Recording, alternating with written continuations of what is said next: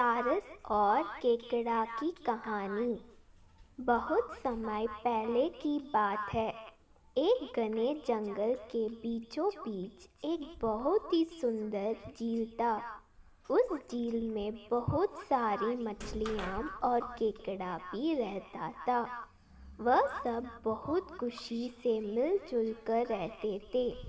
لیکن ہر روز اس جھیل کے کنارے ایک سارس آ کر مچھلیاں پکڑ کر اپنا پیٹ پوجا کرتا تھا۔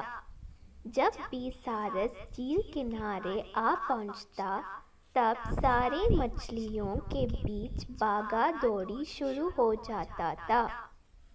ایسے دن بیتتا گیا۔ دھیرے دھیرے سارس بوڑھا اور کمزور ہونے لگا۔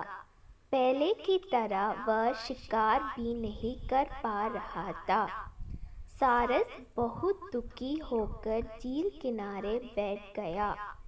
سارس کا یہ حال دیکھ کر جھیل کی مچھلیاں بہت خوش ہوئی۔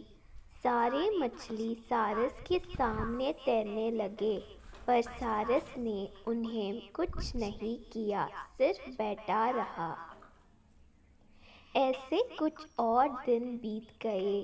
سارس کو ایسے ایک جگہ بیٹھا ہوا دیکھ کر کیکڑا سارس کے پاس آیا اور پوچھا، بھائی، 2-3 دن سے دیکھ رہا ہوں تم یہاں چپ چاپ بیٹھے ہو، ایک بھی مچھلی نہیں پکڑ، کھانا بھی نہیں کھایا، کیا بات ہے؟ کیکڑے کی بات سن کر سارس پھوٹ پھوٹ کر رونے لگا۔ سارس نے کہا، کیا بتائیے دوست، میں بہت ہی دکھی ہوں۔ کچھ دن پہلے ایک جوتشی نے مجھے ایک بات بتایا کہ بہت ہی جلدی یہ جھیل سوکھنے والا ہے۔ بنا پانی کے تم سب کیسے جی پاؤ گے؟ تم سب مر جاؤ گے۔ تم لوگوں کی مجھے بہت چنتا ہو رہا ہے، اس لیے میں نے کھانا پینا چھوڑ دیا۔ کیکڑے نے کہا، کیا بول رہے ہو؟ یہ تو بہت گمبھیر اور چنتا کی بات ہے، مجھے سب کو بتانا ہوگا۔ سارس کی بات کیکڑے نے جھیل کی ساری مچھلیوں کو بتایا۔ ساری مچھلیاں اور کیکڑا مل کر سارس کے پاس گئے اور بولا، کیا بول رہے ہو، جھیل سوکھ جائے گا؟ تب ہم سب کہاں جائیں گے، کیا کریں گے؟ کوئی تو اپائے ہوگا نا بچنے کا؟ ہم سب نے تم کو ہمارا دشمن سمجھا، پر تم تو ہمارے دوست نکلے۔ ہم لوگوں کی چنتا کے کارن تم نے کھانا پینا چھوڑ دیا۔ دوست، اب تم ہی کوئی اپائے بتاؤ۔ سارس نے کہا، اچھا لگا سن کر کہ تم سب نے مجھے دوست مانا ہے۔ ایک اپائے ہے، کچھ ہی دور پر ایک تالاب ہے، اگر تم لوگ چاہو تو میں ایک ایک کر کے تم لوگوں کو وہاں چھوڑ سکتا ہوں۔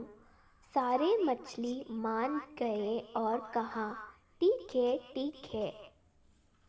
تالاب میں پہنچنے کے لیے اگلے دن سے سارس ایک ایک مچھلی کو اپنے چونچ پر لے کر جانا شروع کیا۔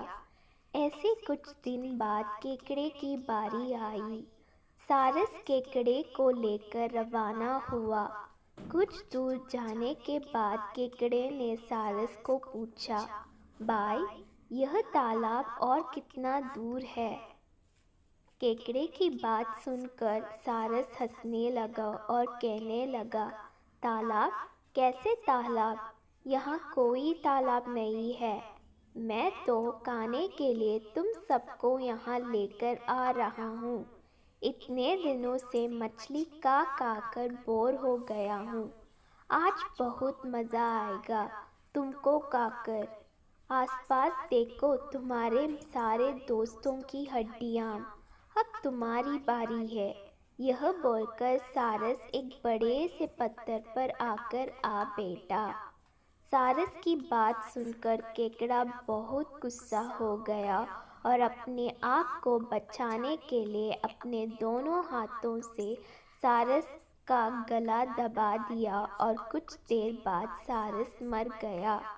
फिर केकड़ा अकेले झील वापस आ गया और बाकी मछलियों को सारस के चाल के बारे में बोला और कैसे उसने सारस को मार डाला यह भी बताया। सारे मछली बहुत खुश हुए और निश्चिंत होकर रहने लगे।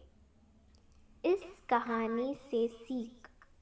इस कहानी से हम यह सीख मिलती है कि हमें हर काम सोच समझकर करना चाहिए और किसी की बात